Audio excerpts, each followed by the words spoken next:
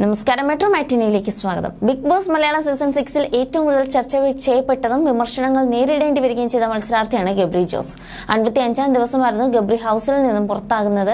ജാസ്മിനുമായി ചേർന്ന് ഗെയിം കളിച്ചതാണ് താരത്തിന്റെ പെട്ടെന്നുള്ള പുറത്താകലിന് കാരണമായതെന്നാണ് പ്രേക്ഷകരിൽ ഒരു വിഭാഗം അഭിപ്രായപ്പെടുന്നത്. തനിച്ചു കളിച്ചിരുന്നെങ്കിൽ ഒരുപക്ഷെ ഫൈനൽ 5 വരെ എത്താൻ സാധ്യതയുള്ള ഒരു മത്സരാർത്ഥിയായിരുന്നു ഗബ്രി എന്നും പ്രേക്ഷകർ അഭിപ്രായപ്പെട്ടിരുന്നു.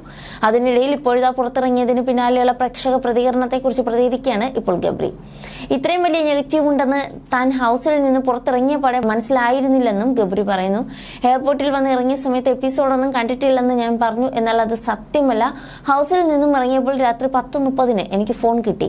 അതിനുശേഷം ഒരു സെക്കൻഡ് ഞാൻ ഉറങ്ങിയിട്ടില്ല. എയർപോർട്ടിലേക്ക് പോകുന്നത് രാവിലെ 7:30-ക്കാണ്. അതായത് 9 മണിക്കൂറോളം ഞാൻ ഫോണിൽ തന്നെയായിരുന്നു. യൂട്യൂബിലും ഇൻസ്റ്റാഗ്രാമിലും വന്ന വീഡിയോസും റീൽസും വാർത്തകളും എല്ലാം കണ്ടു. റിസർച്ചിങ് ഇഷ്ടമായതുകൊണ്ട് തന്നെ വാർത്തകളെല്ലാം വായിച്ചു. എപ്പിസോഡ് കാണാതെ തന്നെ എനിക്കൊരു ധാരണ കിട്ടി. എയർപോർട്ടിൽ പക്ഷേ ഞാൻ അത്രയും ആളെ പ്രതീക്ഷിച്ചില്ല.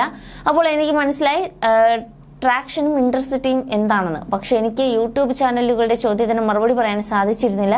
കാരണം ഏഷ്യാനെറ്റിന്റെ അഭിമുഖം പുറത്തു വരാതെ എനിക്ക് പറയാൻ സാധിക്കില്ലായിരുന്നു. അതാണ് കരാർ. അതാണ് കണ്ടില്ലെന്ന് പറഞ്ഞത്. ഇറങ്ങി വന്നപ്പോൾ എനിക്ക് നെഗറ്റീവ് ആണെന്ന് അറിയില്ല. ഫോൺ കയ്യിൽ കിട്ടിയപ്പോൾ അതെങ്ങനെ ഉപയോഗിക്കേണ്ടതെന്ന് പോലും അറിയില്ലായിരുന്നു. കാരവാനിൽ കയറിയപ്പോൾ ആദ്യം ചെയ്തത് ലൈറ്റ് ഓഫ് ചെയ്ത് ഇരിക്കുകയായിരുന്നു. ഇപ്പോഴത്തെ സൈബർ ബുള്ളിങ്ങിൽ എനിക്ക് ഭയമില്ല. കാറ്റൊരിക്കലും ഒരു വശത്തേക്ക് മാത്രമായി വീശില്ല.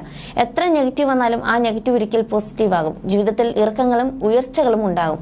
ആരെ എന്ത് വേണമെങ്കിലും പറഞ്ഞോട്ടെ, എൻ്റെ സത്യം എനിക്കറിയാം. ജാസ്മിനും ഞാനും ട്വിൻസ് ആണ്. ഒരു ഗെയിമിൽ ഞങ്ങളുടെ ഇൻറ്റ്യൂഷൻ, ചിന്തിക്കുന്ന രീതികളും പറയുന്ന കാര്യങ്ങളും ഒരുപോലെയാണ്. വ്യക്തിപരമായി ഞാനും അവളും ചിന്തിക്കുന്നത് വ്യത്യസ്തമാണ്.